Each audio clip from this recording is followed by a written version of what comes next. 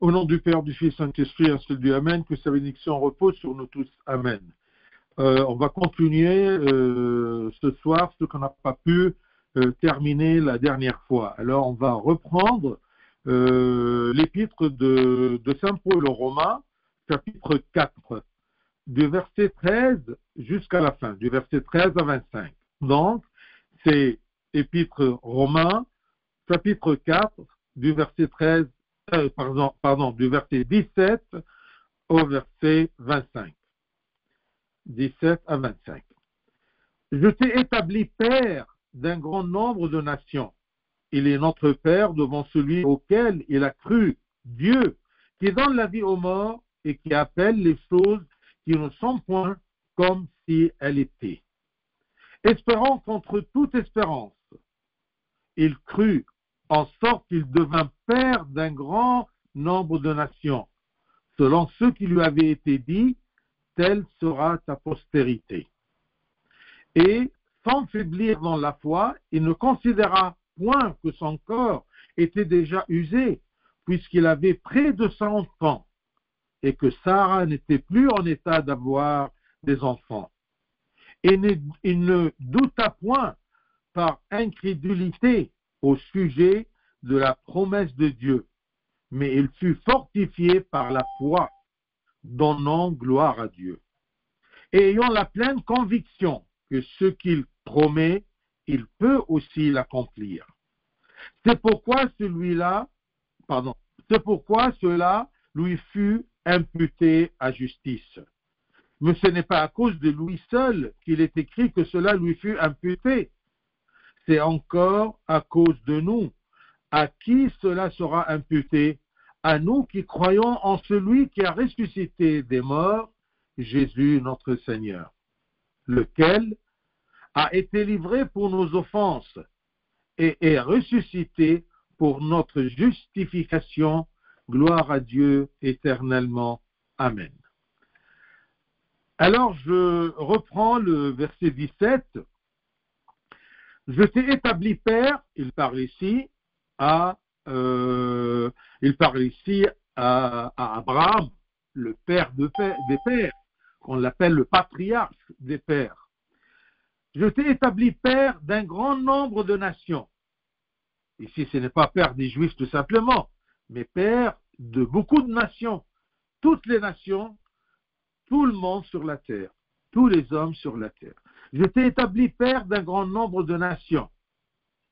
Il est notre père devant celui auquel il a cru, Dieu. Qu'est-ce que ça veut dire? Que Abraham, il est notre père, non pas selon la chair, mais selon la foi. Qu'est-ce que ça veut dire? Qu'il est notre père devant celui auquel il a cru, c'est-à-dire en considération de Dieu. Dieu le considère comme père de toutes les nations. Il est notre père devant celui auquel il a cru, Dieu. Et qui est Dieu pour Abraham? Eh bien, Dieu, pour Abraham et pour nous, que nous croyons la même foi qu'Abraham, c'est Dieu qui donne la vie aux morts. Vous voyez la puissance et la capacité de Dieu, il peut donner la vie aux morts. Et, en plus de ça, et qui appelle les choses qui ne sont point comme si elles étaient. C'est-à-dire, quand il nous promet d'une chose, même si elle n'existe pas cette chose-là, mais chose promise de Dieu, chose vue de Dieu. Qui donne la vie aux morts et qui appelle les choses qui ne sont point comme si elles étaient. Alors, la Bible dit explicitement que Dieu a dit à Abraham. Dans la Bible, c'est écrit, je t'ai fait père de nombreuses nations, parce que Dieu le considère comme le père des gentils et le père des juifs, le père de tous les hommes qui vont croire et qui ont cru la même foi qu'Abraham. Abraham a montré sa foi en Dieu dans deux situations principales. Et je crois que c'est c'est les deux points les plus essentiels dans la vie d'un homme. Première situation où Abraham a montré sa foi en Dieu, lorsqu'il a obéi à Dieu en offrant son fils, Isaac, en sacrifice. Il tendit le couteau pour l'égorger, pleinement certain que Dieu ramènerait Isaac à la vie. C'est lui qui donne la vie aux morts. Dieu m'a promis, moi Abraham, il m'a promis qu'à travers Isaac, j'aurai une postérité énorme. Et en même temps, il me demande de le présenter en sacrifice, de le tuer. Regardez la profondeur de la foi d'Abraham. C'est que j'obéis à Dieu. Il m'a promis. Il se débrouillera, puisqu'il m'a promis. S'il m'a promis le royaume des cieux, s'il m'a promis de me refaire ressusciter de la mort du péché, eh bien, il pourra. Mais l'important, c'est que moi, j'obéis à ce qu'il me demande. Donc, Abraham a montré sa foi dans deux situations. La première, en obéissant à Dieu, en offrant son fils Isaac en sacrifice. Et deuxième situation, c'est quand il a cru qu'il y aurait une descendance pour lui, avant même la naissance d'Isaac et de son existence. Il a cru. Il lui a dit, tu auras une génération, tu auras une prospérité. Eh bien, il appelle les choses qui ne sont point comme si elles étaient. Dieu prenait en considération que par notre foi, nous serions enfants d'Abraham et nous hériterions de sa bénédiction. Donc, Saint Paul, il dit ceci pour dire aux Juifs, attention, vous dites que vous êtes les fils d'Abraham et Abraham est votre père. Est-ce que vous avez cru comme la foi d'Abraham? Nous n'étions pas les fils d'Abraham selon la chair, mais nous sommes devenus enfants d'Abraham par la foi, si nous avons cette foi en Dieu, qui donne la vie aux morts et qui appelle les choses qui ne sont point comme si elles étaient. Donc, Dieu prenait en considération que par notre foi, nous serions enfants d'Abraham et hériterions de sa bénédiction. C'est pour cela que Dieu a dit à Abraham, dès le commencement, que tu seras un père pour toutes les nations, pour beaucoup de nations.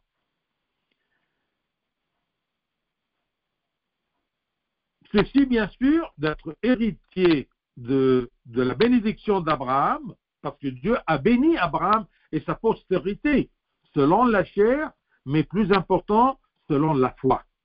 Et bien, ceci pour tous ceux qui croyaient selon la forme de la foi d'Abraham. Croire en l'unique qui donne la vie aux morts et qui appelle les choses qui ne sont point comme si elles étaient. À tous ceux qui croyaient que Dieu est capable de donner la vie au cadavre de Sarah, son utérus, qu'il est considéré comme mort, elle ne peut pas avoir d'enfant. Eh bien, Dieu, il a pu créer à partir de rien, d'accord, toute une postérité pour Abraham et de ressusciter Isaac après l'avoir offert en holocauste. Bien sûr, il n'a pas entendu jusqu'à sa mort. Mais, c'est comme c'est écrit en Hébreu, chapitre 11, 18, et à qui il avait été dit, en Isaac sera nommé pour toi une postérité. Il pensait que Dieu est puissant, Abraham.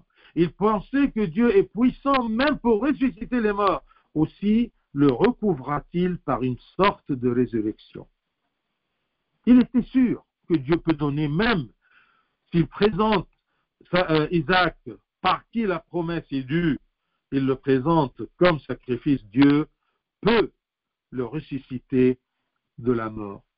C'est lui qui donne la vie aux morts. C'est un Dieu puissant. Il est le prince de la vie. Il peut faire tout, même donner la vie aux morts, même appelle les choses qui ne sont point comme si elles étaient.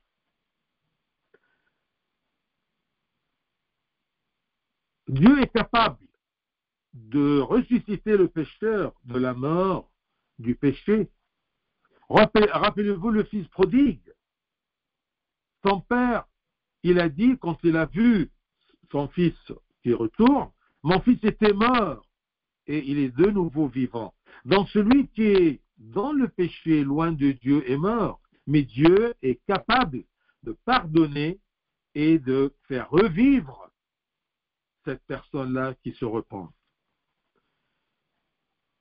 Et en Éphésiens, chapitre 2, épître de Saint Paul aux Éphésiens, chapitre 2, verset 5, c'est écrit, je cite, « Nous qui étions morts par nos offenses, nous a rendus à la vie avec Christ.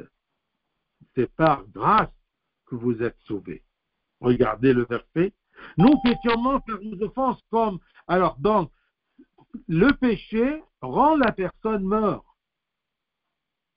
Mais il nous a donné le Christ pour vivre en Christ.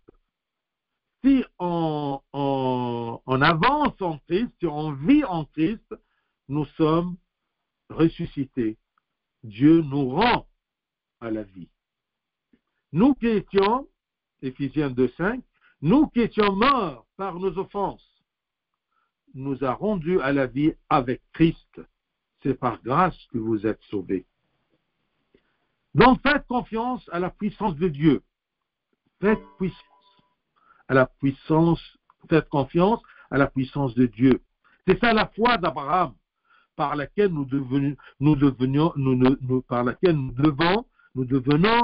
les enfants d'Abraham, selon la foi. Ils nous seront justifiés par cette foi-là. Faites confiance à la puissance de Dieu qui est capable de transformer notre faiblesse en force.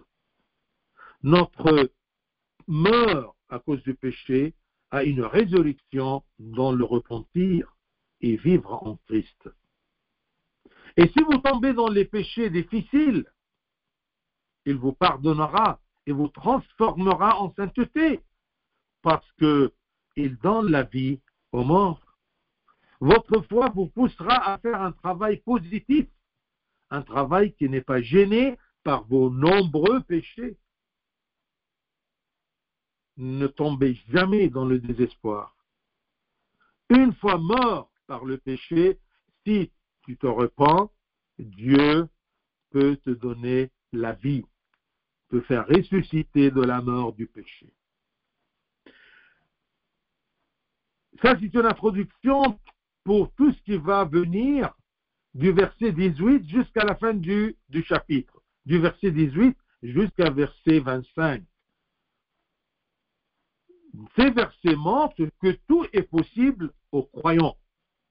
Tout est possible à celui qui croit en Dieu, qui donne la vie aux morts et qui appelle les choses qui ne sont point comme si elles étaient.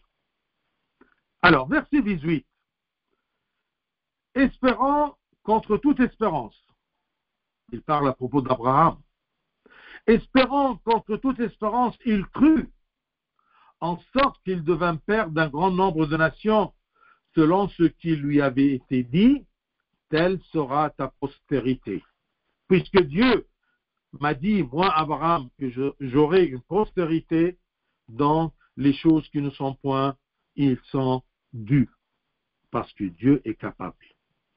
Donc ici, espérant contre toute espérance, Abraham, contrairement à l'espoir, à la logique naturelle et à la pensée humaine, croyait avec espérance en la puissance de Dieu et en sa capacité de sortir des nations des ténèbres du péché et de l'ombre de la mort pour qu'elles deviennent ses enfants. Toutes ces nations-là, le temps d'Abraham, étaient loin de l'Éternel, étaient dans la mort. Mais Abraham, il a cru qu'il aura des nations, ces nations-là pécheresses, eh bien, Dieu est capable de les rendre vers lui, en Christ. Ceci quand Dieu lui a dit, ainsi ta descendance, ô Abraham, sera aussi nombreuse que le sable de la mer et les étoiles du ciel. Mais je suis vieux et ma femme elle est vieille. Non, Abraham a cru en Dieu qui donne la vie aux morts et qui appelle les choses qui ne sont point comme si elles étaient. Dieu a fait les promesses à Abraham et Abraham a cru et avait l'espoir d'avoir une progéniture de Sarah, malgré qu'elle est vieille. Comment? Ça ne me regarde pas, d'accord? Ça regarde Dieu qui donne la vie aux morts et qui appelle les choses qui ne sont point comme si elles étaient. Chose promise, chose due.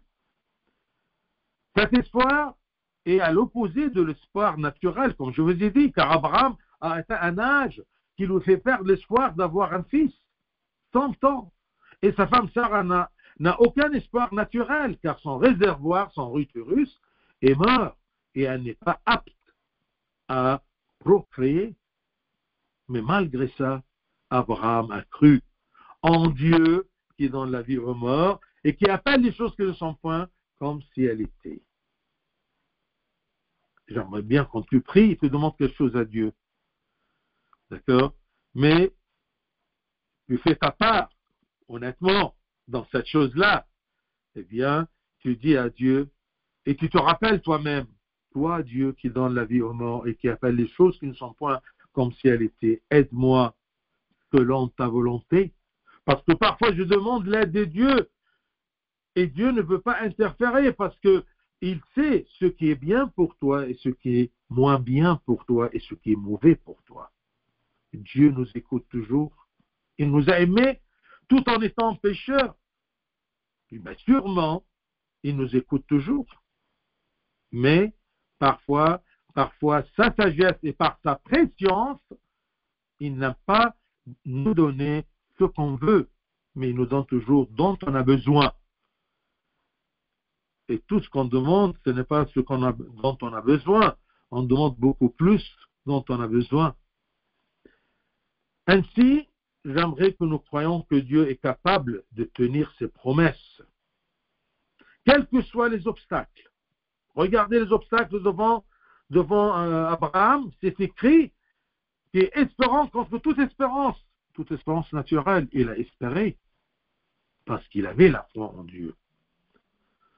J'aimerais que nous croyions que Dieu est capable de tenir ses promesses, quels que soient les obstacles. Dieu se réjouit lorsque nous avons l'espoir de devenir des saints, pas seulement de vaincre un péché. On veut évoluer. On commence de fuir le péché, mais on doit chercher la sainteté en suivant le Christ, en vivant en Christ. Et c'est lui qui nous donne la grâce, d'accord, de pouvoir se repentir, si on veut guérir. Donc Dieu est capable de guérir notre nature si nous avons la foi, comme la foi de la femme souffrante d'une perte de sang qui a touché le bord de son vêtement, la frange de son habit. Si vous vous rappelez bien, c'est Luc 8, 44. Luc 8, 44. Il dit à propos de cette femme, elle s'approcha par derrière et toucha le bord du vêtement de Jésus. Au même instant, la perte de sang s'arrêta. Et les Juifs étaient défendus pour une femme saignante qu'elle se rapproche de quelque chose de saint ou de toucher un homme. Alors imaginez-vous qu'elle a cru en Christ et sa capacité de guérison, elle est venue en cachette et elle a touché le bord du vêtement de Jésus. Regardez la foi, Dieu est capable de guérir. Et ce qui est super là-dedans, c'est que Dieu a dit, qui m'a touché? Imaginez-vous, il est au milieu d'une foule. Je vous invite à retourner à Luc 8, verset à peu près 43, 44, 45. Luc 8, 44, il parle à propos de cette femme. Relisez ce miracle où les Écritures montrent la foi de cette femme. Et la femme, c'est une personne comme moi et toi, qui peut avoir cette foi en Christ, qu'il peut me guérir de tout péché et me donner la vie. Espérant contre toute espérance, il crut, en sorte qu'il devint père d'un grand nombre de nations. Il a cru dans la promesse de Dieu, selon ce qui lui avait été dit, telle sera ta postérité. Ensuite, verset 19. Et sans faiblir dans la foi, Abraham, sans faiblir dans la foi, il ne considéra point que son corps était déjà usé. Il n'a pas pensé à propos des obstacles devant la promesse de Dieu, devant la parole de Dieu, mais il fut fortifié par la foi, donnant gloire à Dieu. Tout le monde a hérité du péché à cause du péché d'Adam, mais l'obéissance de Christ accorde la pureté et une vie nouvelle à tous les croyants, que ce soit juif, que ce soit gentil.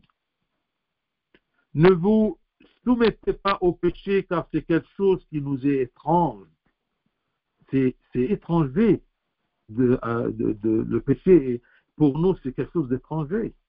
Ce n'est pas notre nature en Christ, dans la nouvelle alliance. C'est moi, par ma volonté, que je quitte le Christ et je m'éloigne de ses promesses et je préfère la mort, comme le fils prodigue qui a laissé la maison de son père et il est parti loin. Donc, repentons-nous et jouissons-nous de la justice de Christ. C'est le Christ qui me donne cette justification, cette considération-là devant Dieu le Père. Et poursuivons notre lutte dans un comportement spirituel jusqu'à ce que nous régions pour toujours au ciel. On lutte tout en vivant sur la terre. C'est un temps de lutte spirituelle. Je ne veux pas dire le mot Gehed, parce que en arabe, ça donne un peu un mauvais sens, mais c'est vraiment, une lutte spirituelle, Gehed Ruhi. Vous voyez, c'est ça notre vie sur terre. Nous, les enfants de Dieu, qui ont l'exemple de notre père, notre patriarche Abraham. Je veux bien que vous considérez la foi d'Abraham, cette foi profonde, sincère.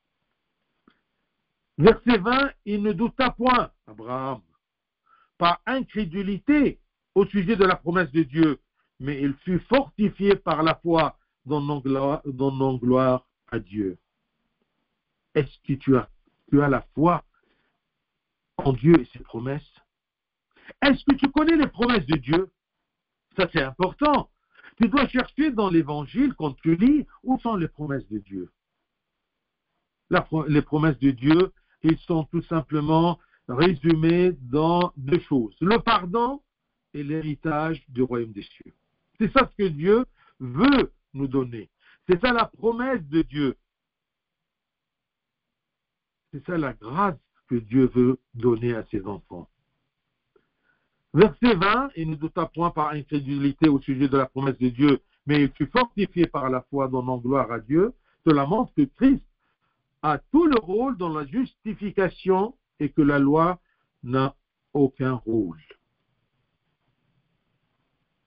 C'était, comme on a dit la dernière fois, une façon de nous apprendre la voie jusqu'à qu'on arrive au Christ. Mais c'est le Christ qui va nous donner cette justification-là. Mais pourquoi alors la loi est-elle venue? Si le rôle de la loi est minimum ou c'était provisoire, eh bien, la loi est venue afin que le péché soit clair. C'est-à-dire que cela devienne clair dans notre tête. C'est quoi le péché? Eh bien, la loi est venue pour me dire, ceci est péché, cela est défendu. Et la loi est venue pour invalider l'argument humain selon lequel le péché n'est pas imputé s'il n'y a pas de loi. L'homme, d'accord, il s'aveugle. Il dit, tant qu'il n'y a pas de loi, eh bien, ce n'est pas défendu. Eh bien, Dieu, d'accord, lui a donné la loi pour que le péché soit clair. soit bien souligné. C'est ça la pédagogie de la loi. Mais ce n'est pas elle qui me sauve. Ce n'est pas elle qui me justifie devant Dieu. Mais ce qui me justifie, c'est la foi en Dieu le Père qui m'a envoyé, la raison de résurrection, la raison du pardon, la raison du salut, le Christ. La loi est venue avec une longue liste d'interdictions, sans aucune faille, bien sûr. La loi, elle est sans faille.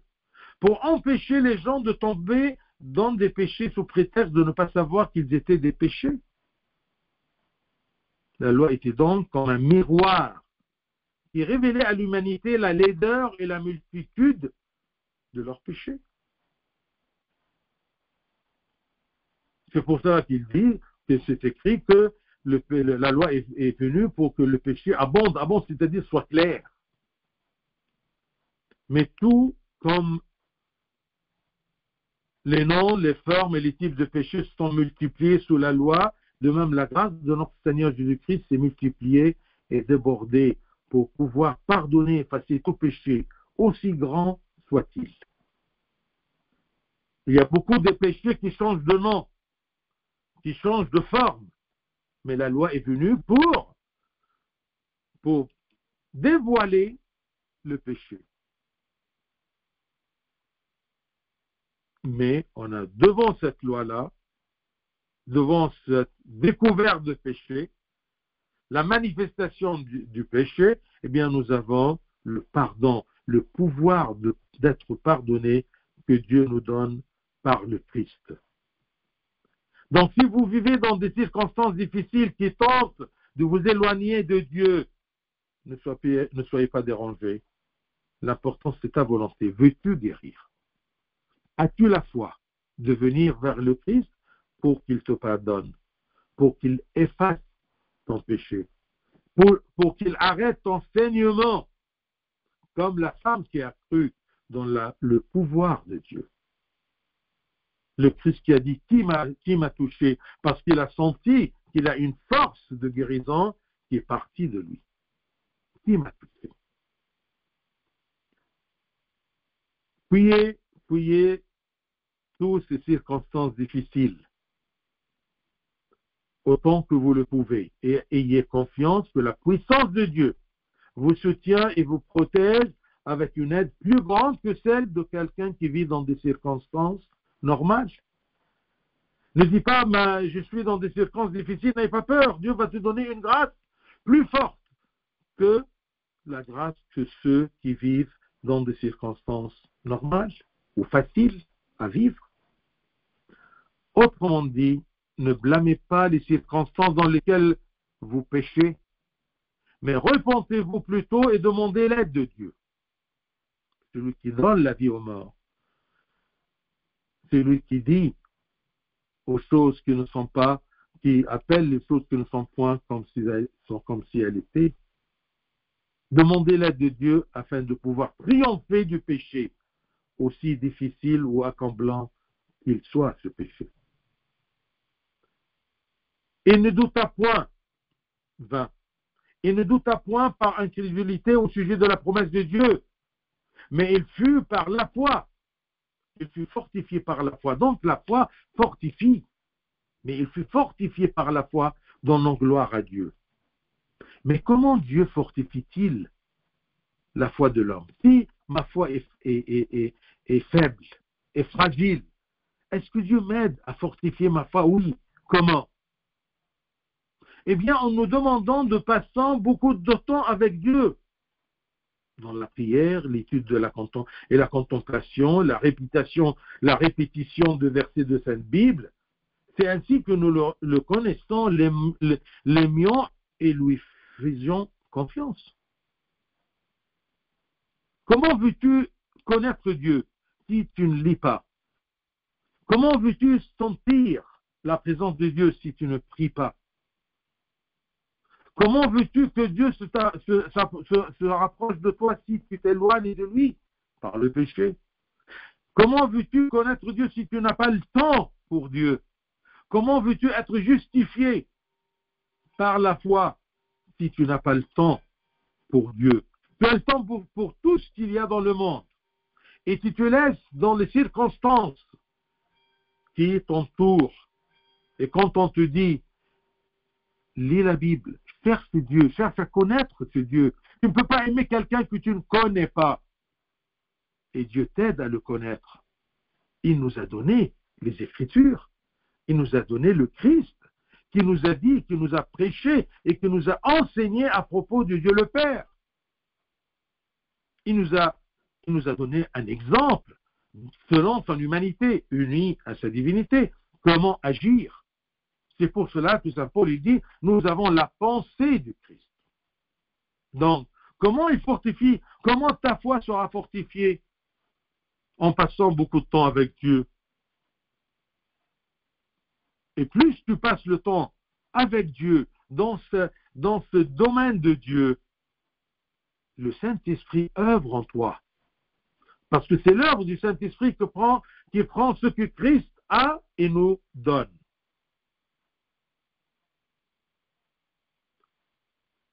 Bien sûr, ce ne sont pas ces dons-là ou l'œuvre de l'Esprit Saint que si tu te concentres en Dieu, tu cherches à connaître Dieu. Et ceci au cours de longues séances tranquilles, calmes, qu'on passe à méditer sur la Bible et à prier. Nous entendons la voix du Saint-Esprit de cette façon-là. Et un peu de temps pour Dieu et pour ton salut et pour ta foi. Ce qui fortifie ma foi aussi, c'est de rendre grâce toujours à Dieu, en rendant grâce dans les épreuves. Comme Saint Paul a dit aux Colossiens, chapitre 2, verset 7. 2, verset 7, Colossiens. Étant enraciné et fondé en lui, dans son enseignement, étant enraciné et fondé en lui et affermi par la foi, d'après les instructions qui vous ont été données et abondé en actions de grâce. Plus tu te rapproches de Dieu, plus tu peux le connaître, plus tu sens sa présence et son aide, plus tu vas abonder en actions de grâce. Et ceci va augmenter ta foi. Tu vois, avoir la foi en Christ et être fortifié. Mais il fut fortifié par la foi donnant gloire à Dieu. Ça ne vient pas tout simplement de Dieu, mais tu dois faire ta part. Qu'est-ce que tu fais pour être fortifié ou pour que Dieu fortifie ta foi? Abonder en action de grâce. Et quand nous voyons ces merveilles, notre foi augmente. Dieu commence toujours avec l'homme par une expérience simple, ou même une épreuve simple. S'il ne se plaint pas, mais remercie Dieu, eh bien cette personne voit sa main et sa force qui le soutient. Et sa foi commence à grandir. C'est ça le sens de rendre grâce à Dieu. Rendre grâce à Dieu non pas pour les bonnes choses, mais quand tu es dans une épreuve, remercie Dieu qui donne la vie aux morts et qui appelle les choses qui ne sont point comme si elles étaient. Alors il commence Dieu à donner une petite épreuve et ensuite Dieu permet une épreuve plus sévère et ainsi de suite. Et tandis que cette personne observe l'œuvre de Dieu avec elle au milieu des épreuves, eh bien cette personne fait l'expérience de l'aide merveilleuse de Dieu et des condoléances de Dieu au milieu des tribulations. Et sa foi augmente et grandit. Ne fuis pas les problèmes, ni les tribulations, ni les épreuves dont tu es innocent. Mais attention, ne fume pas, tu as un cancer, tu dis c'est la faute de qui? Attention, c'est ta faute et c'est comment dire, l'évidence, d'accord, de tes actes. Mais si quelqu'un, il n'a rien fait, d'accord, il est attaqué par une maladie pareille, d'accord, eh bien, là, il peut crier à Dieu et remercier Dieu. C'est pour cela qu'il y a beaucoup de pères de l'Église qui ont subi des cancers, tout ça. Ils ont dit que les cancers sont la maladie du royaume. Parce que cette approche de Dieu, c'est une tribulation, c'est une douleur même corporelle, mais malgré ça, les gens qui ont subi ça, ils ont la foi, eh bien, ils rendent grâce à Dieu. Cette façon d'augmenter les épreuves, n'ayez pas peur. Eh bien, c'est ce que Dieu a fait avec son peuple, Israël, après l'avoir fait sortir du pays d'Égypte. Ils ont commencé à connaître Dieu lorsqu'il a frappé les Égyptiens et il a divisé la mer, afin de le faire passer du niveau de la vue au niveau de la foi.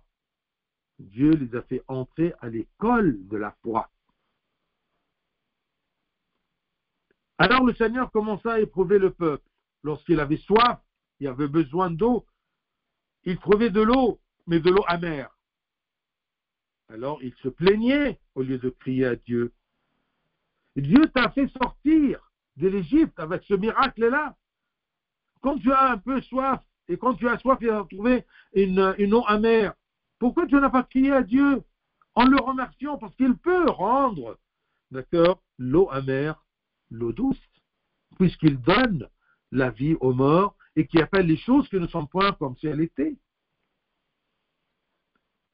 Si le peuple de Dieu l'avait fait, il aurait vu la main de Dieu et leur foi aurait augmenté. Mais le problème, le peuple de Dieu, dans chaque station d'épreuve, d'accord, il tombe. Et ça affaiblit sa foi en Dieu. Les épreuves pour le peuple de Dieu ont continué, mais le peuple d'Israël n'a pas appris, mais c'est plutôt plaint. Se plaindre endurcit le cœur. Parce que se plaindre toujours, c'est comme si tu dis à Dieu, tu ne me fais rien, tu n'es pas capable. Tu me demandes beaucoup de choses et tu ne tends pas ta main pour m'aider. C'est ça, se plaindre. Mais si tu dis aïe, ce n'est pas se plaindre, ça c'est normal. Dans une preuve, dis aïe, mais ne te plains pas.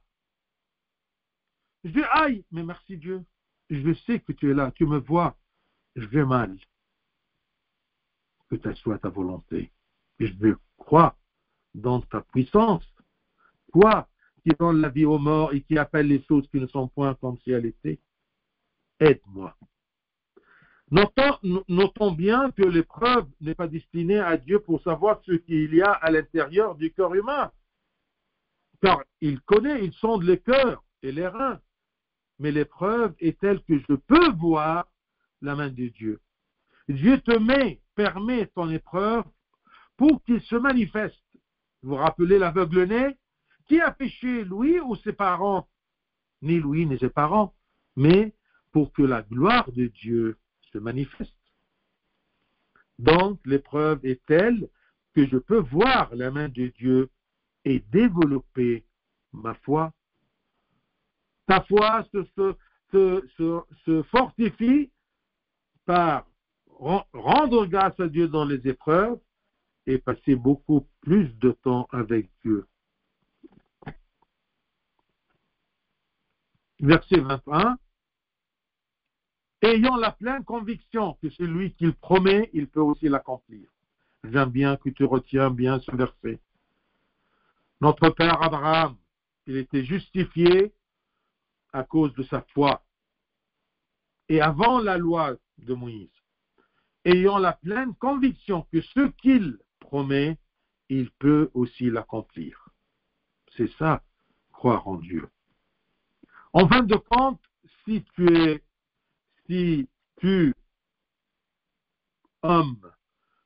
triste parce que le péché d'Adam nous a apporté la mort physique après la misère de la vie, bien que nous ne soyons pas directement responsables du fait qu'Adam ait mangé de l'arbre.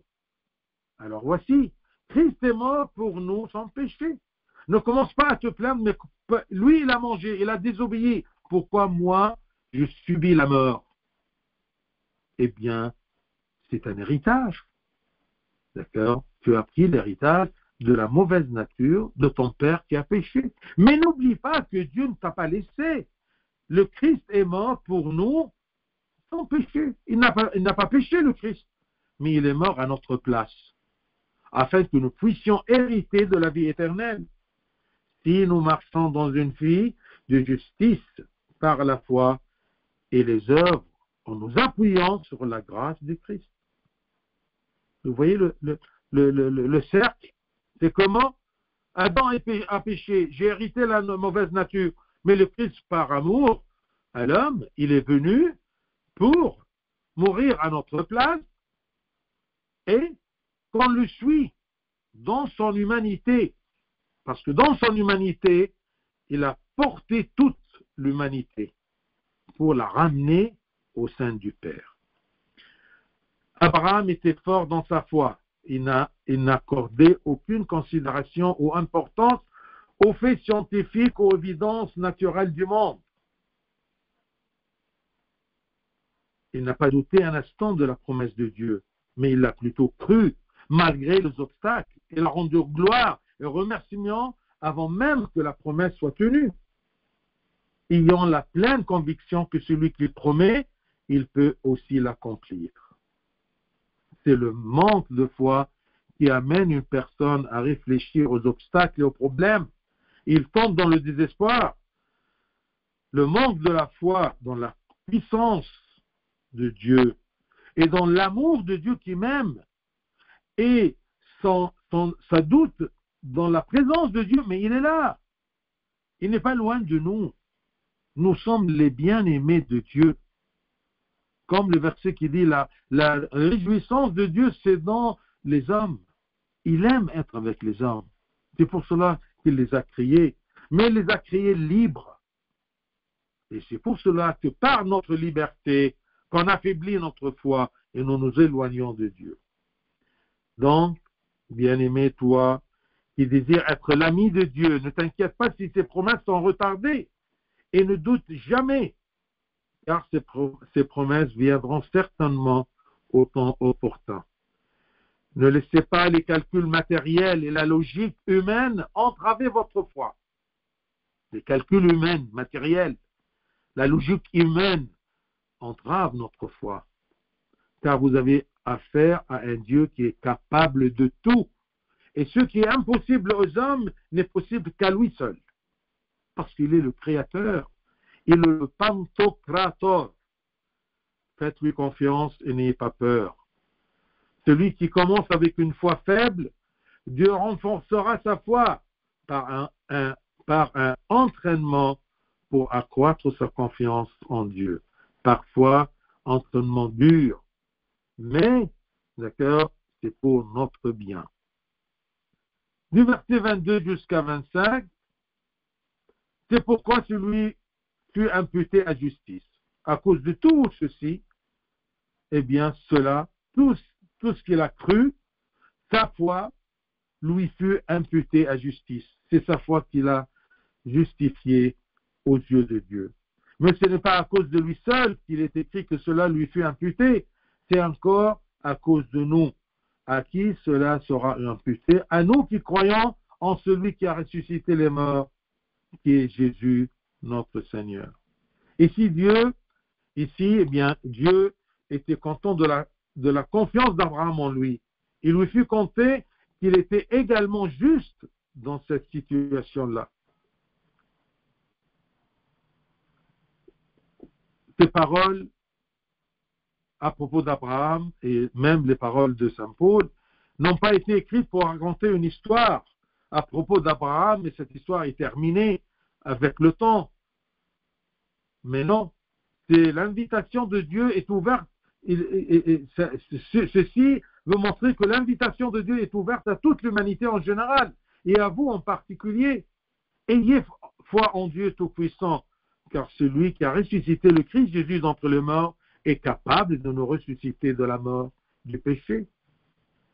Christ s'est abandonné à la mort pour mourir à notre place à cause de nos péchés. Il est ressuscité des morts pour nous ressusciter avec lui. Ressusciter avec lui ressusciter de la vie matérielle terrestre à une vie de justice et de comportement spirituel, afin que nous puissions devenir justes, être justifiés aux yeux de Dieu. Donnez-moi encore quelques minutes pour terminer ce chapitre, parce que je veux bien vous dire à propos du salut, lequel, verset 25, lequel a été livré pour nos offenses et ressuscité pour notre justification. Ça, c'est le salut.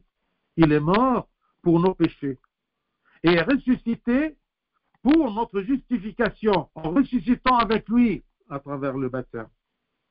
Je peux vous dire que le salut s'effectue en deux étapes. Deux étapes. Le pardon des péchés, c'est la première étape. C'était parce que Christ a été livré pour mourir, pour qu'il porte nos péchés, afin que nous puissions être réconciliés avec le Père. C'est ça le sens du pardon. Pour nous réconcilier avec le Père. Ceci se fait d'une façon sacramentale par le baptême. Nous mourons avec le Christ et nos péchés sont pardonnés. Car quiconque meurt pendant son procès, l'affaire lui est abandonnée. Alors je meurs comment? Avec le Christ dans le baptême. Je suis enseveli avec lui. Je meurs. Une fois que je suis mort avec le Christ, que j'ai accepté par la foi de mes parents étant petit, d'être enseveli avec le Christ, mourir avec le Christ, eh bien, l'affaire m'est abandonnée. Je ne suis plus jugé. Donc, par notre mort avec Christ dans le baptême, nos péchés et la sentence du mort sont pardonnés. Et nous sommes réconciliés avec Dieu. Mais cette situation est semblable à celle d'une personne qui a volé du pain pour manger. Et il était jugé. Quelqu'un lui est venu pour lui payer le pain. Alors, il fut acquitté. Mais s'il sort de la prison, il volera à nouveau pour manger à cause de sa faim. Par conséquent, la résurrection était pour que Christ nous donne sa vie afin que nous puissions marcher dans la justice. On ne vole plus. On n'a plus besoin de ce pain pour voler du pain et repêcher. Parce que c'est facile que Dieu est mort pour moi. Il a payé cette rançon-là à ma place, d'accord? Et ensuite, je continue dans le péché, ça ne sert à rien. Non, je ressuscite, d'accord, avec le Christ, dans une nouvelle vie, dans une justification. Et ça, c'est la deuxième étape. Pardonner, faire une réconciliation, nous réconcilier avec le Père, et nous justifier, c'est-à-dire dans le sens de changer notre nature. On ne va plus voler du pain, parce que nous sommes rassasiés en Christ. Donc, deuxième étape, c'est la justification. Le pardon et la justification.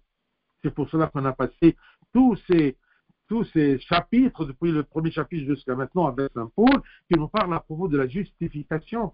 Et nous avons tous besoin, d'accord, de cette justification. Que ce soit des Juifs ayant la loi de Moïse ou les nations qui n'ont pas eu la loi de Moïse, mais la loi naturelle, comme on a expliqué auparavant. Donc la justification, dans le sens que le pardon des péchés était la décision d'acquittement. Mais en ressuscitant avec Christ dans le baptême, Christ nous donne sa vie et sa justice, sa nouvelle nature, afin que nous marchions dans la justice et ne tombions plus. Nous sommes ressuscités dans une vie nouvelle. Christ vit en moi, comme c'est écrit. Et je deviens juste grâce à Christ qui vit en moi et moi en lui. C'est pourquoi la résurrection s'est produite pour mon compte, puisque Christ m'a donné sa vie ressuscitée des morts. Le Saint-Esprit que nous recevons dans le sacrement de chrismation nous confirme dans le Christ pour que sa vie demeure en nous. Ainsi, nous pratiquons la justice et nous sommes justifiés par l'œuvre de l'Esprit Saint en nous ressuscités en Christ et avec le Christ. Mais cela est pour ceux qui acceptent de soumettre leurs membres, leur corps, leur vie, leurs pensées au Christ, qui est en moi, car Christ nous a donné sa vie. Pour terminer, si Satan vous combat et que vous tombez souvent, ne vous inquiétez pas, mais croyez en Christ ressuscité et offrez le repentir pour nous pardonner, ou plutôt, croyons en Christ ressuscité et qui nous a offert le repentir pour le pardon de nos péchés. Continuons notre lutte spirituelle et augmentons même nos prières et nos lectures pour compenser ce que nous avons manqué et faites un nouveau pas en avant sur le chemin de l'amour de Dieu qu'on a connu et qu'on y croit. Que Dieu nous aide, nous justifie en son Fils Jésus-Christ, gloire à lui éternellement. Amen.